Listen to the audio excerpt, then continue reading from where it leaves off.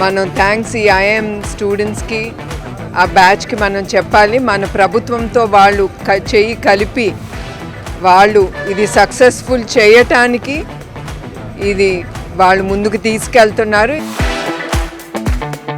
మాదా first ఇట్లా shop అయినప్పుడు చాలా సంతోషం మాకు.